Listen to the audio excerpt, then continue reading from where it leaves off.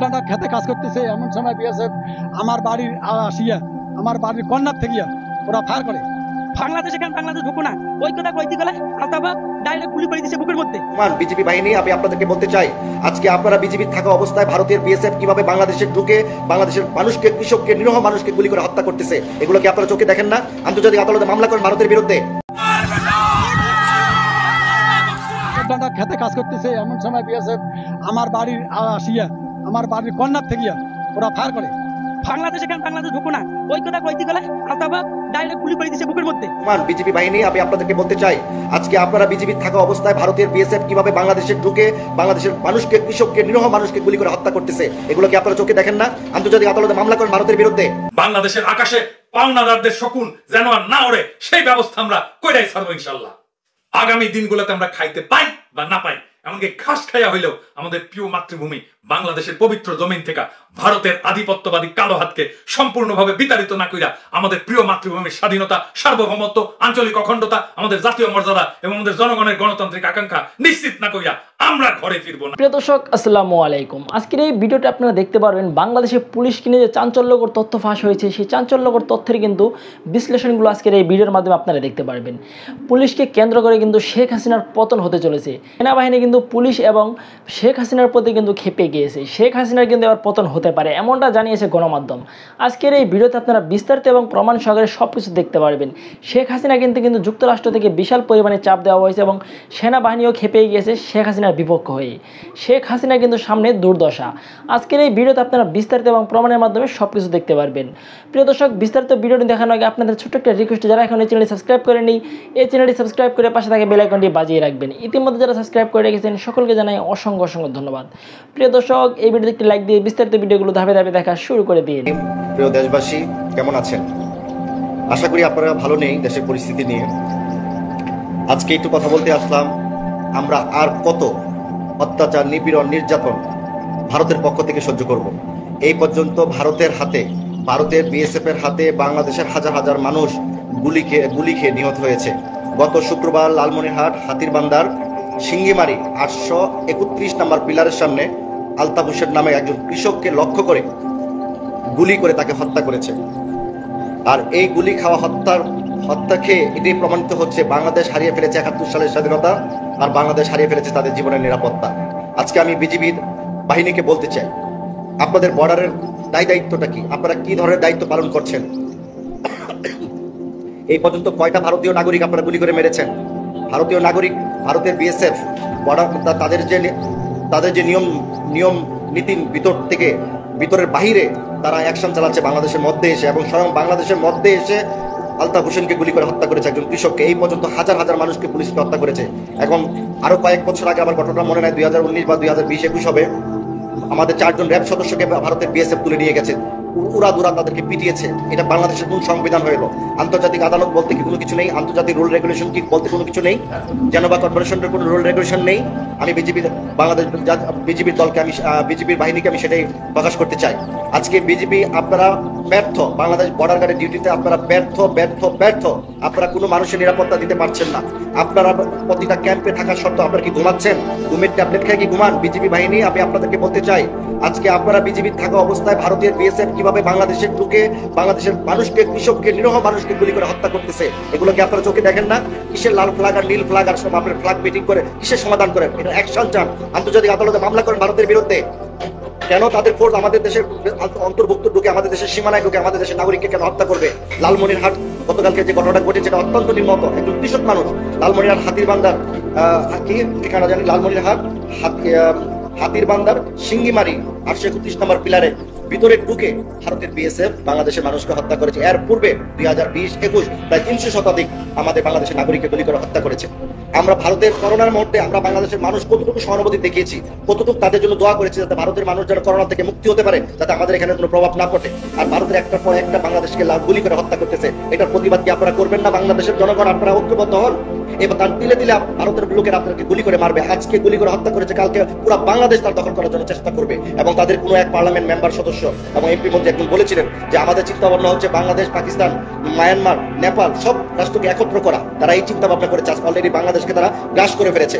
আজকে যদি আমাদের বাংলাদেশ সরকার এই বর্তমান ভারতের যদি গুলামি না করতো, দালালি না করতো, চামচামি না করতো, তাদের উপর যদি ডিপেন্ডেন্ট না থাকতো, তাহলে আজকে আমাদের বাংলাদেশের স্বাধীনতার সবুজ পতাকার একটা সুন্দর একটা মূল্যায়ন থাকতো। আজকে আমরা বাংলাদেশের স্বাধীনতা হারিয়েছি, আর বাংলাদেশের জনগণ হারিয়েছে তাদের জীবনের মায়া ত্যাগ।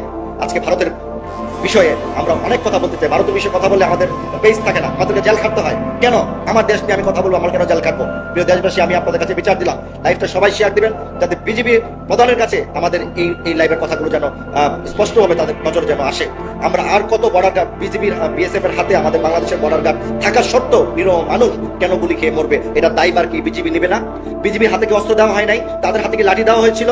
আজকে বিএসএফ একটা গুলি করবে, আপনারা 10টা গুলি করেন, 10টা নাগরিক মারেন ভারতের, তাহলে আপনার তাদের শিক্ষা হবে। আজকে ছোট্ট একটা দেশ নেপাল, মাত্র 2 থেকে 2.5 কোটি লোক, তাদের একটা নাগরিককে যদি বিএসএফ গুলি করে হত্যা করে, পরের দিনে তারা 2 কোটি লোক ঐক্যবদ্ধ হয়ে যায় ভারতের বিরুদ্ধে।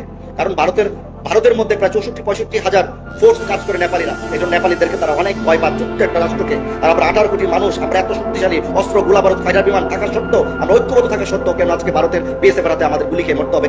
কেন? এই জবাবটা আমরা চাই, এই জবাবটা আমরা বিজেপির কাছে চাই, বাংলাদেশ সরকারের কাছে চাই, রাষ্ট্রপতির কাছে চাই, সেনাবাহিনী প্রধানের কাছে চাই। এটা কোনো খামখেয়ালি না।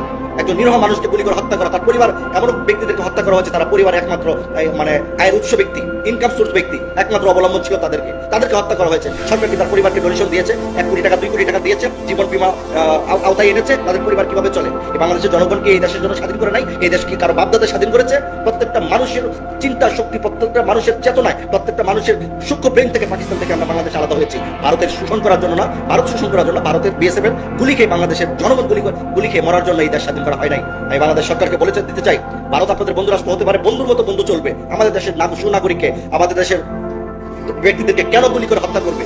সেই বিষয়ে আপনাদের কাছে আমরা বিচার চাইলাম। দেখি আপনারা ভারতের কি বিচার করতে পারেন, দেখি আপনাদের কত বড় হ্যাডাম হয়েছে। যদি হ্যাডাম না থাকে, তাহলে ভারতের সাথে বন্ধুত্ব চিহ্ন করুন, কূটনৈতিক ভাবে, পররাষ্ট্রভাবে ভারতের সাথে যেরকম সম্পর্ক রাখার কথা, আমরা সেরকম ভাবে আমাদের বাংলাদেশ সম্পর্ক রাখবে। কোনো দালালি চামচামি করবে না। আপনারা দালালি চামচামি করতেছেন, এদিকে বিএসএফ এর লোকেরা নিরহ মানুষকে গুলি করে তারা হত্যা করতেছে। তাদের হাতের টিকার প্রেস করে তাদের অস্ত্র পরীক্ষা করতেছে। আমার মনে হয় অস্ত্র পরীক্ষা করে তাদের টিকার নিশানা ঠিক আছে কিনা, তারা কোনো গাছের উপরে বা ফায়ার আপনার যেখানে প্রশিক্ষণ নেয় সেখানে না করে বাংলাদেশের মানুষের বুকে, শরীরে গুলি করে তারা টার্গেট পূরণ করতেছে, যে আমাদের হাতের টার্গেট ঠিক আছে কিনা। এই বিষয়ে আপনারা একটু এখনো সময় আছে, এখনো ভাবেন। বিজিবি বাহিনী প্রধান মহোদয়ের কাছে আমি আবেদন জানাচ্ছি, আর যেন বিএসএফ এর হাতে একটি বাংলাদেশের জনগণের জন্য আর একটি গুলি খেয়ে না মরতে হয়। একটা গুলি খাবে বাংলাদেশের জনগণের উপরে, আপনারা 10টা গুলি চালাবেন। তারা একটা গ্রেনেড মারবে, আপনারা 10টা মারবেন। তারা একটা ক্ষেপণাস্ত্র মারবে, আপনারা 10টা ক্ষেপণাস্ত্র মারবেন। জনগণ আপনাদের সাথে থাকবে। আর এইভাবে যদি আপনারা কাপুরুষের মতো বসে থাকেন, তাহলে বিজেপি যে একটা বাহিনী, সেটা কিন্তু একটা মানুষের কাছে গর্বের হবে না। ওই যে পুলিশের মতোই আপনাদেরকে মানুষ এভাবে ছিছি করবে, এই বাংলার মানুষ। কারণ আপনারা মানুষের নিরাপত্তার নামে আপনারা বর্ডার গার্ডে ডিউটি করতেছেন, বিজেপি বাংলাদেশ বর্ডার গার্ড। আজকের ভিডিও শুরু করতেছি এক দিয়া। হ্যালো এভরিওয়ান, আমি অপূর্ব। টিকটকের সকল দর্শকদের জন্য একটা সুখবর আছে। হইচইয়ের অফিসিয়াল টিকটকে চলছে কিছু কম্পিটিশন। তোমরা যদি আমার সাথে দেখা করতে চাও, তাহলে হইচইয়ের অফিসিয়াল টিকটক ফলো করে পার্টিসিপেট করে নাও। আর বাকি বিস্তারিত আমি ডিসক্রিপশনে দিচ্ছি। সবাইকে অনেক ধন্যবাদ। তোর বলছিলাম না কলকাতা বিজ্ঞাপন করবি না, হইচইয়ের ক্যাম্পেইন করিস কেন? তোর হিরোগিরি তোর জানিস না আমরা হইচই বয়কট করছি? তুই কে? তোর লগে কেন দেখা করা লাগবি পাবলিকের?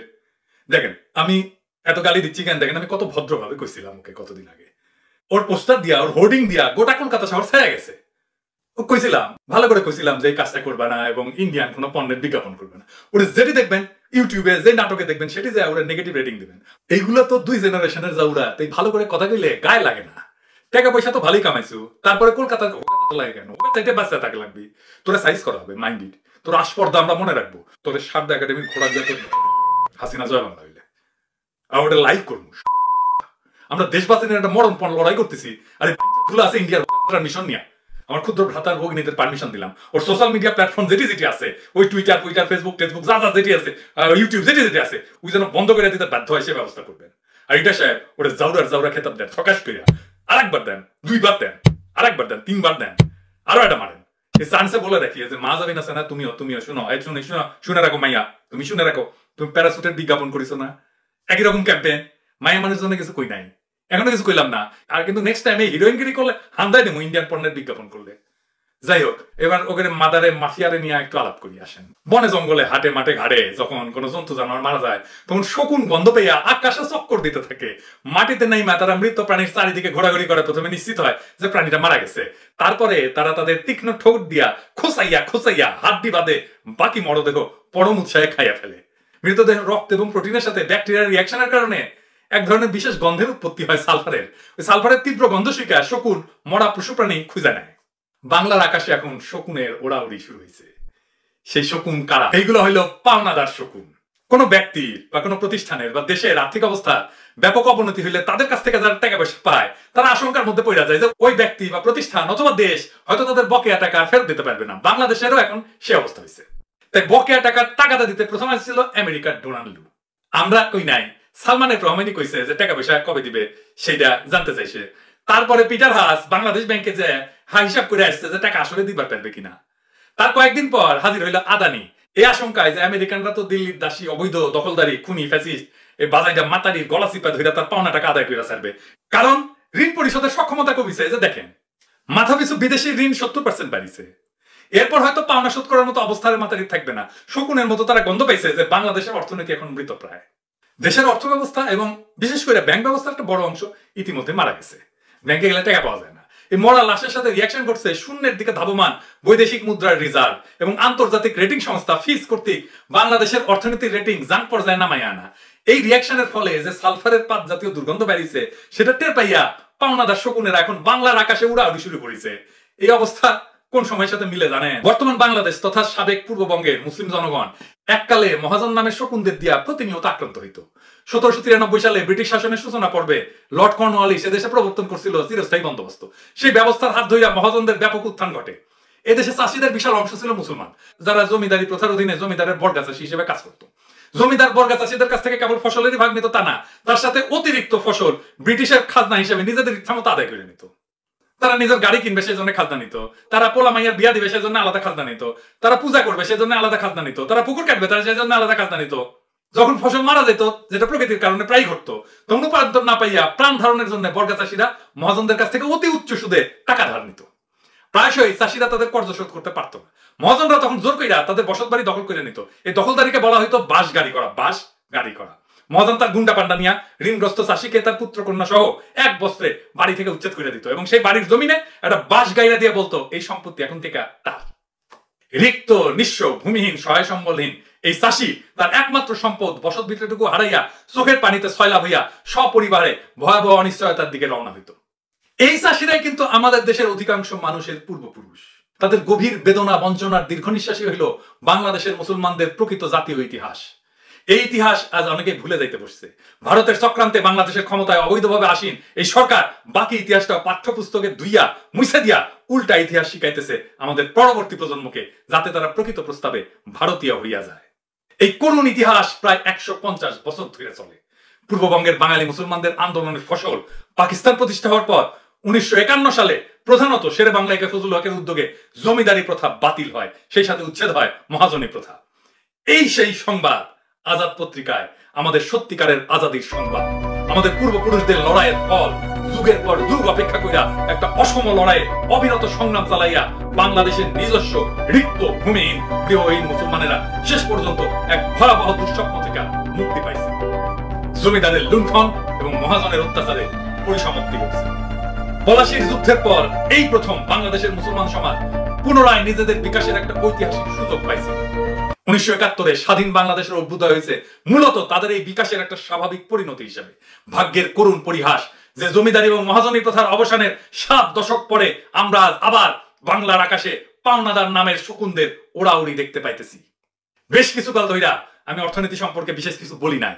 2021 সালের ডিসেম্বরে একটা এপিসোডে আমি সর্বপ্রথম বাংলাদেশের রিজার্ভ সংকটের বিষয়টা জনসমক্ষে আনি এবং নির্ভুলভাবে ইঙ্গিত করি যে ভবিষ্যৎ মাসগুলিতে রিজার্ভের পরিমাণ কিভাবে ক্রমাগত কমতে থাকবে এবং কোন এক সময় এটা লাল বাতি জ্বলবে। সেই সাথে বাংলাদেশের অর্থব্যবস্থা, বিশেষ করে ব্যাংকগুলোর কি দশা হবে সেটা আমি সঠিকভাবে প্রেডিক্ট করছিলাম। ফলে এই নিয়ে আমার বলার আর বেশি কিছু ছিল না। বর্তমানে প্রকৃত রিজার্ভ শূন্যের কাছাকাছি এসে দাঁড়াইছে। খাতা কলমে নিট রিজার্ভ হইল $13 বিলিয়ন। এর মধ্যে জ্বালানি বাবদ $5 বিলিয়ন অনাদায়ী আছে। দেখেন, অর্থাৎ সরকার জ্বালানি সরবরাহকারীদের ওই পরিমাণে বকেয়া এখনো শোধ করে নাই। 13 থেকে 5 বাদ দান কত থাকে? 8 থাকে। এটি একমাত্র অপরিশোধিত বকেয়ার পরিমাণ না। সরকার বিদেশি এয়ারলাইন্স গুলোকে তাদের পাওনা শোধ করে নাই, বিদেশি কোম্পানিগুলোকে তাদের মুনাফা ফেরত নিয়ে যাইতে দেয় নাই, রপ্তানি আয় 14.5 বিলিয়ন গায়ে। দেখেন, এই টাকাটা আমাদের পাওয়ার কথা ছিল, মানে বাংলাদেশে আসার কথা ছিল। আমি ডলার দিয়ে কাঁচামাল কিনা পণ্য বানায় রপ্তানি করছি, আর রপ্তানির পরে সেই রপ্তানির টাকা দেশে আসে নাই, গায়ে কোনো নিশানা নাই। সাম্প্রতিক মাসগুলোতে যে আমদানির যে বিল পরিশোধ করতে হবে, এই ধরনের এখনো পর্যন্ত অপরিশোধিত বৈদেশিক মুদ্রার পরিমাণ কত সেটা সরকার গোপন রাখছে। আর তথ্য গোপন রাখার অসাধু উদ্দেশ্যে বাংলাদেশ ব্যাংকে সাংবাদিকদের প্রবেশ নিষিদ্ধ করে দিছে। এর মাঝখানে ভারতীয় গণমাধ্যমে সংবাদ প্রকাশ হয়েছিল যে $3 বিলিয়ন নাকি বাংলাদেশ ব্যাংক থেকে গায়েব করে নিয়ে গেছে হ্যাকাররা, চুরি করে নিয়ে গেছে। আবারও এর আগেও বাংলাদেশ ব্যাংকের রিজার্ভ হ্যাক হয়েছিল, টাকা চুরি করে নিয়ে গেছিল। আজ পর্যন্ত সেই ঘটনার তদন্তের রিপোর্ট প্রকাশ করা হয় নাই। ধরেন আপনার মানি ব্যাগে 10,000 টাকা আছে, এর মধ্যে ঘর ভাড়া বাকি পড়ছে 5,000 টাকা, দোকানদারের কাছে বাকি পড়ছে 3,000 টাকা, তাহলে আপনার আসলে কত টাকা আছে? 10,000 না তো 2,000 টাকা আছে, তাই না? সুতরাং আপনি যদি বইলা বেড়ান আপনার 10,000 টাকা আছে, তাহলে কি সেটাকে সত্য বইলা মাইনে নেওয়া যাবে? এই অবৈধ খুনি হাসিনার রিজার্ভের হিসাব সেই রকম। সে তো $5 বিলিয়ন দেয় নাই, আর $13 বিলিয়ন আছে, তাহলে আসলে আছে তার $8 বিলিয়ন। সে বলে বর্তমানে রিজার্ভের পরিমাণ 13 না $14 বিলিয়ন। এই হিসাবটা ঠিক না তো। আরো বুঝাই বলি, জ্বালানি পাওনাদারেরা বাংলাদেশ কাছ থেকে $5 বিলিয়ন পায়, এখনো বকে, তাই না? এছাড়া এয়ারলাইন্স, আমেরিকা সহ অন্যান্য প্রতিষ্ঠানে পাওনা সদ্য আমদানির যে বকেয়া, সেটা সৌদিতে হিসাব নিলে কমপক্ষে আরো $5 বিলিয়ন হবে। সুতরাং বাংলাদেশের হাতে প্রকৃত প্রস্তাবে $3 বিলিয়ন বেশি নিট রিজার্ভ নাই। এই রিজার্ভ দিয়ে আমরা 1 মাসের আমদানিও নিশ্চিত করতে পারবো না। ইতিমধ্যে আন্তর্জাতিক রেটিং এজেন্সি ফিচ বাংলাদেশের রেটিং জাঙ্কের কাছে নামাই দিছে মে মাসের 27 তারিখে। এদের মানে হইতেছে যে সরকার ঋণ পরিশোধের সক্ষমতা হারাইছে, অর্থনীতিকে খাদে পড়ে যাওয়া থেকে বাঁচানোর কোনো উপায় সরকারের কাছে নাই। কিভাবে সেটা আরেকটু আলাপ করি আসে। কথাটা বলছে যে অর্থনৈতিক শক বা আঘাত রোধের জন্য যে সমস্ত বন্দোবস্ত আছে তা পর্যাপ্ত না। এছাড়া টাকার বিনিময় মূল্য নির্ধারণের জন্য IMF এর পরামর্শে যে ক্রলিং পেগ একটা চালু করাইছে বাংলাদেশ ব্যাংকে, সেটা সফল হবে কিনা তা ফিসের কাছে পরিষ্কার না। সোজা সাপটা কথায় এর মানে হইলো অর্থনীতিকে খাদে পড়ে যাওয়া থেকে বাঁচানোর কোনো উপায় হাসিনার কাছে নাই। এটা কিভাবে আরেকটু আলাপ করে নি, বুঝে নিই বিষয়টা কি। হ্যাঁ, ক্রলিং পেগ হইতেছে ডলারের বিপরীতে টাকার বিনিময় মূল্য নির্দিষ্ট একটা সীমা বা ব্যান্ডের মধ্যে নির্ধারণ করা। টাকার মূল্য যদি কমতে কমতে কমতে কমতে ব্যান্ডের বাইরে চলে যাওয়ার উপক্রম হয়, তখন বাজারে বাংলাদেশ ব্যাংক ডলার বিক্রি করিয়া টাকাটা দাম বাড়াইয়া ব্যান্ডের মধ্যে নিয়ে আসবে। অনুরূপ ভাবে টাকার বিনিময় মূল্য অতিরিক্ত তেজি হয়ে গেলে বাজার থেকে ডলার ক্রয় করিয়া বাংলাদেশ ব্যাংক টাকার মূল্যকে ব্যান্ডের মধ্যে ফিরাবে। মোটা দাগে এটা হইলো বৈদেশিক মুদ্রার বিনিময় মূল্য ম্যানেজ করার একটা তরিকা। তার মানে কি, এই ক্রলিং পেগ যদি কার্যকর করতে হয় তাহলে বাংলাদেশ ব্যাংকের হাতে পর্যাপ্ত পরিমাণে বৈদেশিক মুদ্রা রিজার্ভ বা ডলার থাকতে হবে, যাতে প্রয়োজন মতো বাজারে ছাড়া যায় বা বাজার থেকে তুলে নিয়ে আসা যায়। যদি যথেষ্ট পরিমাণে ডলার না থাকে তাহলে প্রয়োজন পড়লে ডলার বাজারে ছাড়বে কি করে? তখন এই পদ্ধতি কাজ করবে না। তো সেরকম একটা অবস্থার নাম হইলো ব্রোকেন পেগ। 1997 সালে থাইল্যান্ডে ঠিক এরকম একটা অবস্থা ঘটছিল। থাইল্যান্ডের বৈদেশিক মুদ্রার রিজার্ভ প্রায় শূন্যের কাছাকাছি চলে আসার ফলে ক্রলিং পেগ আর কাজ করে নাই, ব্রোকেন পেগ হয়ে গেছিল। ফলে ডলারের বিপরীতে থাই মুদ্রা বা বাতের মূল্য ধমাধম করে কমে গেছিল। এর ফলে থাইল্যান্ডের অর্থনীতির নামে আসে এক অদৃষ্টপূর্ব বিপর্যয়। এই বিপর্যয়ের ফল নিয়ে একটু পরে বলতেছি। বর্তমানে বাংলাদেশ ব্যাংকের হাতে বৈদেশিক রিজার্ভের প্রকৃত পরিমাণ প্রায় শূন্যের কাছাকাছি। ফলে রেটিং কোম্পানি ফিচ এই ক্রলিং পেগ পদ্ধতির কার্যকারিতা নিয়ে যে সন্দেহ প্রকাশ করছে সেটা যথেষ্ট ভিত্তি আছে। এই ব্যাপারটা বুঝতে পেরে আদানি গ্রুপের অন্যতম কর্তা ব্যক্তি প্রণব আদানি ফিচ রেটিং প্রকাশ হওয়ার 2 দিন পরে বিশেষ বিমানে করিয়া ঢাকায় উপস্থিত হইল পাওনা টাকার টাকাটা দিতে। এয়ারপোর্টে নেমে আসে সরাসরি দেখা করতে চলে গেল অর্থমন্ত্রীর সাথে, যাকে আমি বলি অথর্বমন্ত্রী মাহমুদ আলী। কয়েকদিন আগে এই যে কাতারের আমির ঢাকায় আসছিলেন, উনি কিন্তু প্লেন থেকে নেমে সরাসরি তার কাউন্টার পার্ট প্রতিপক্ষ কাটারানি হাসিনার সাথে দেখা করার জন্য গণভবনে যায় নাই। প্রোটোকল অনুযায়ী তারা অপেক্ষা করতে হয়েছে। কিন্তু বাংলাদেশে ভারতীয় বিজেপি দলের অন্যতম মালিক আদানি গ্রুপের ব্যাপারই আলাদা, এদের বেলায় কোনো প্রোটোকল খাটে না। অথর্বমন্ত্রী মাহমুদ আলী প্রণব আদানির ঝাড়ি খেয়ে মিনমিন করে বলে পাওনা থাকলে শোধ দিতে হবে না, কিন্তু কি করে দিবে সেটা সে নিজেই জানে না। এখন কাটারানি পরিস্থিতি পায়। হ্যাঁ, আমেরিকান কোম্পানিগুলো বকেয়া টাকা শোধ দিলে আদানিকে দেওয়ার মতো টাকা তার হাতে থাকে না, আর আদানিকে দিলে আমেরিকাকে খালি হাতে ফিরিয়ে দিতে হয়। আর দুই পক্ষের এক টাকাও যদি টাকা পরিশোধ করতে হয় তাহলে ফুটাফাটা যে রিজার্ভ আছে সেটাও শেষ হয়ে যায়। অবস্থা হলে শ্যাম রাখি না কুল রাখি। এই পরিস্থিতি থেকে উদ্ধার পাওয়ার জন্য সে চীনের কাছে হাত পা দিছে, কিন্তু শর্ত ছাড়া তো চীন টাকা দিবে না। সেই শর্ত মানতে গেলে ভারত কি আর কাটারানিকে ক্ষমতার মসনদে বসায় রাখবে? কারণ চীন যে শর্ত দিবে সেটা তো ভারতের বিরুদ্ধে যাবে। বাংলাদেশের জনগণের সামনে এই যে আসন্ন বিরাট বিপদ, এর জন্য এই দিল্লি দাসী স্বয়ং দায়ী। আর দায়ী ভারত, যে জোরপূর্বক এর ক্ষমতায় বসায় রাখছে। কাটারানির দীর্ঘ 15 বছরের লুটপাটের কালে বাংলাদেশ থেকে $100 বিলিয়ন বেশি বিদেশে পাচার হয়ে গেছে। বাংলাদেশে কর্মরত ভারতীয়রা প্রতি বছর $10 বিলিয়ন করে ভারতের রেমিটেন্স পাঠাইছে। বিদ্যুতের ক্যাপাসিটি চার্জের নাম করিয়া নিজের লেসপেন্সারদের মাধ্যমে সে বৈদেশিক মুদ্রায় শত শত কোটি ডলার দেশ থেকে সরায় নিছে। বাংলাদেশের জনগণ দেশে বিদেশে মাথার ঘাম পায়ে ফেলাইয়া শরীরের রক্ত পানি কইরা বৈদেশিক মুদ্রা অর্জন করছে। আর তা এই দিল্লি দাসী খুনি অবৈধ ফ্যাসিস্ট হাসিনা লুট করিয়া বিদেশে নিয়ে গেছে। এর খেসারত হিসাবে জাতিকে আজকে দেখতে হইতেছে দেশের আকাশে শকুন রূপী নব্য মহাজনদের আনাগোনা। থাইল্যান্ডে 1997 সালে যে অর্থনৈতিক বিপর্যয় ঘটছিল সেটা রোধ করার জন্য IMF $17 বিলিয়ন একটা রেস্কিউ প্যাকেজ তৈরি করে। এরপরেও ওই সংকট থেকে উঠে আসতে, থেমে যাওয়া অর্থনীতির চাকাকে সচল করতে থাইল্যান্ডের লাগছে টানা 4 বছর। এই 4 বছরে থাই মুদ্রার মূল্য 50 ভাগের বেশি পতন হয়েছিল। স্টক মার্কেটে দর পতন হয়েছে 75%। বিপুল পরিমাণ শ্রমিক কাজ হারাইছে। মূল্যস্ফীতির চাপে মানুষের নাভিশ্বাস উঠে গেছে। দারিদ্র্যের প্রসার ঘটছে ব্যাপকভাবে। থাইল্যান্ডে কর্মরত 6 লক্ষ বিদেশি কর্মীকে ফেরত পাঠাইতে হয়েছে। বাংলাদেশের অবস্থা আগামী দিনে আর্থিকভাবে বিপর্যস্ত থাইল্যান্ডের চাইতে খারাপ হবে। IMF ইতিমধ্যে যে টাকা ছাড় দিছে তাতে কোনো কাজ হয় নাই। সংস্থাটির কাছ থেকে থাইল্যান্ডের মতো অতিরিক্ত $17 বিলিয়ন রেস্কিউ প্যাকেজ পাওয়ার কোনো সম্ভাবনা নাই। অন্যান্য সূত্র থেকেও এই পরিমাণে ফরেন এক্সচেঞ্জ পাওয়ার কোনো লক্ষণ নাই।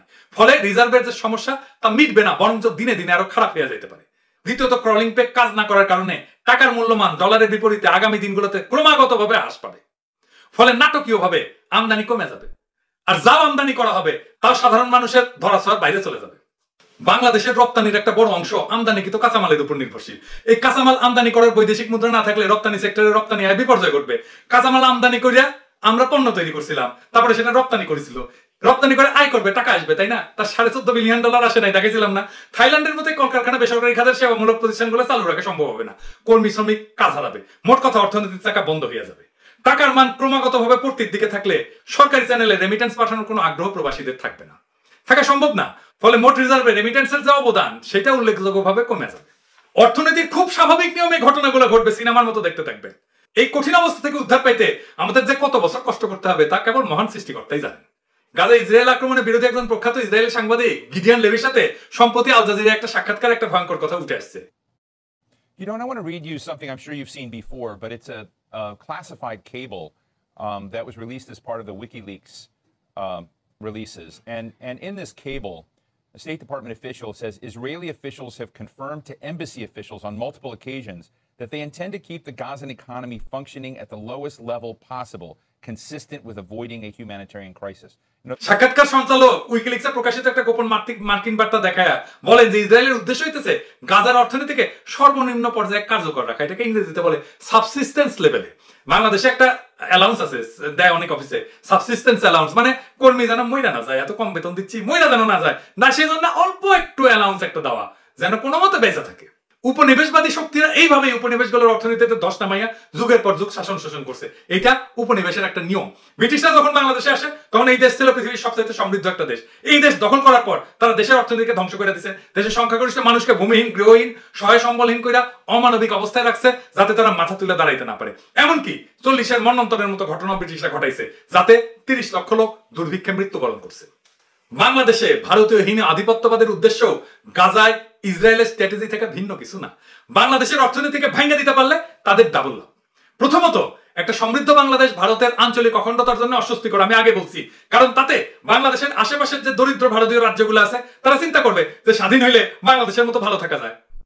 বাংলাদেশের অর্থনৈতিক পতন হইলে ভারতের এই দুশ্চিন্তা থাকে না। দ্বিতীয়ত, বাংলাদেশের অর্থনীতির মেরুদণ্ড ধ্বংস করে দিতে পারলে এদেশের বিপর্যস্ত জনগণ দশকের পর দশক ভারতীয় আধিপত্য মুখ বুঝে মাইনা নেবে, যেভাবে তাদের পূর্বপুরুষেরা ব্রিটিশ সাম্রাজ্যবাদকে মাইনা নিয়েছিল। দিল্লিতে যারাই ক্ষমতায় থাকুক না কেন, এটাই ভারতের স্ট্র্যাটেজি, এটাই ভারতের চিন্তা। আর ভারতের কেনাবান্দি অবৈধ খুনি ফ্যাসিস্ট হাসিনা বাংলাদেশের জনগণের উপরে এই কামে ভারতের 1 নম্বর দালাল হিসেবে কাজ করবে, কেবলমাত্র গদি রক্ষা আর লুটপাট করার জন্য। আমাদের ভুলে গেলে চলবে না যে তাকে 2008 সালে ক্ষমতা বসাইছিল ভারত, যখন কংগ্রেসের সরকার দিল্লির ক্ষমতায় ছিল। পরবর্তী বছরগুলোতে এই রাক্ষসিক গায়ে গতরে ফুলে উঠছে বিজেপি সরকারের পূর্ণ সমর্থন পাইয়া। সুতরাং দিল্লিতে ক্ষমতায় কারা থাকলো কারা গেল তাতে আমাদের কোনো কিছু যায় আসে না। দিল্লি এই দিল্লি দাসীকে জোর কইরা বাংলাদেশের ক্ষমতায় রাখবে। এদেশের মানুষের প্রতি দিল্লি দাসীর কোনো মায়া দয়া নাই, আর তার সম্পূর্ণ আনুগত্য ভারতের প্রতি। ভারতকে আমাদের পবিত্র জমিন থেকে না হটাইলে বাংলাদেশের প্রধান এজেন্ট এই দিল্লির দাসীকেও হটানো যাবে না, লিখে রাখতে পারেন। আমাদের সামনে এখন দুইটা পথ খোলা। প্রথম পথ হইল আগামী দিনে অর্থনৈতিক বিপর্যয়ের মুখে ভারতের বিরুদ্ধে আমাদের ন্যায্য লড়াই তীব্র থেকে তীব্রতর করা এবং এই প্রক্রিয়ায় বাংলাদেশ থেকে ভারতকে আউট করে দেওয়া। দ্বিতীয় পথ হইল বিনা বাক্য ব্যয় ভারতের আধিপত্য মাইনে নেওয়া এবং পুনরায় 100 বর্ষের গোলামির জিনজির পড়া। আমরা জাতি হিসাবে প্রথম ধাপটা বাইসা নিছি। ভারতীয় পণ্য বর্জন আন্দোলনের মাধ্যমে বাংলাদেশের আকাশে উদ্যত ভারতীয় আধিপত্যবাদের ঘৃণ্য কালো হাত ভাঙ্গা টুকরা টুকরা করে দেওয়ার সংগ্রামের সূচনা করছি। সারা বাংলাদেশ এবং সারা বিশ্বে বাংলাদেশি প্রবাসী কমিউনিটিতে এই আন্দোলন দাবানলের মতো ছড়ায় পড়ছে। দেখেন কেমন চলতেছে আমাদের আন্দোলন। And you are a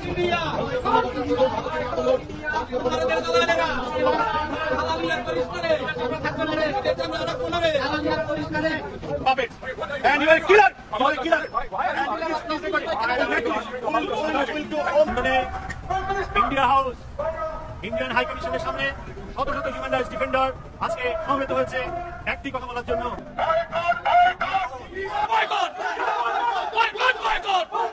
আমরা ইতিমধ্যে বুঝাই দিছি ভারতের কাছে সারেন্ডার করা আমাদের জন্য কোনো অপশন না, সারেন্ডার করার কোনো প্রশ্ন ওঠে না। আমরা এর মধ্যে কয়েক মাসে বাংলাদেশে ভারতের রপ্তানি 32% জয় বাংলা করে দিছি। আমরা ঠিকই বুঝতে পারি আগামী দিনগুলোয় অর্থনৈতিক ভাবে আমাদের জন্য কঠিন থেকে কঠিনতর হবে। দিল্লির কৃতদাসী সরকার আমাদের জনগণকে কঠিন সময় কোনোভাবে সাহায্য করবে এই দুরাশা আমি করি না। ব্রিটিশ শাসনের দীর্ঘ 150 বছর আমাদের পূর্বপুরুষরা পরস্পরকে আগলায় রাখছিল, একজনের বিপদে আরেকজন আগে আসছিল এবং এভাবেই পারস্পরিক সহমর্মিতা এবং সহযোগিতার মাধ্যমে এই দীর্ঘ সময় নিজেদেরকে রক্ষা করছে। আমাদের সমাজের আমাদের মানুষের এই ঐতিহাসিক নিবিড় বন্ধন হইল আমাদের জন্য সবচাইতে বড় সোশ্যাল ক্যাপিটাল বা সামাজিক পুঁজি। যে কোনো দুর্যোগে আমাদের জনগণের পারস্পরিক মমত্ববোধ এবং পরস্পরকে সাহায্য করার আকুতি আমাদেরকে এই সমস্ত সংকট থেকে উত্তরণে সবসময় ভূমিকা রাখছে। আমি গভীরভাবে বিশ্বাস করি আমাদের বিশাল সামাজিক পুঁজি বরাবরের মতোই আমাদের জনগণকে অত্যাসন্ন অর্থনৈতিক দুর্যোগ মোকাবেলায় নিশ্চিতভাবে সাহায্য করবে। এটার জন্য প্রস্তুতি রাখেন। শুনতে খারাপ লাগলেও এই অর্থনৈতিক দুর্যোগ আমাদের জাতীয় জীবনকে ব্যাপকভাবে বিপর্যস্ত করে দিতে পারে, এলোমেলো করে দিতে পারে আমাদের দৈনন্দিন জীবনকে। তা সত্ত্বেও এই সংকটের মূল কারণ অর্থাৎ ভারতীয় আধিপত্যবাদ এবং তার নিরবিচ্ছিন্ন সমর্থন পুষ্ট এক কৃতদাস সরকারের বিরুদ্ধে আমাদের লড়াই আমরা কোনোভাবেই ক্ষান্ত দিব না। বাংলাদেশের আকাশে পাওনাদারদের শকুন যেন আর না ওড়ে সেই ব্যবস্থা আমরা কইরাই ছাড়বো ইনশাল্লাহ।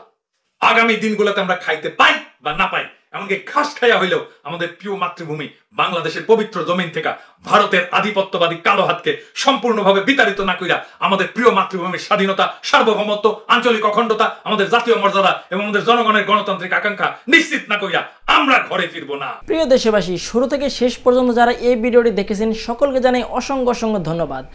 যারা এরকম নিউজ ভিডিও পেতে পছন্দ করেন তারা অবশ্যই এই চ্যানেলটি সাবস্ক্রাইব করে পাশে থাকা বেল আইকনটি বাজিয়ে দিবেন। যারা এখনো এই ভিডিওটি শেয়ার করেননি এই ভিডিওটি দ্রুত শেয়ার করে সকলকে দেখার সুযোগ করে দিন। আজকের মতন এই পর্যন্ত, দেখা হচ্ছে পরবর্তী কোনো ভিডিও নিয়ে ইনশাল্লাহ।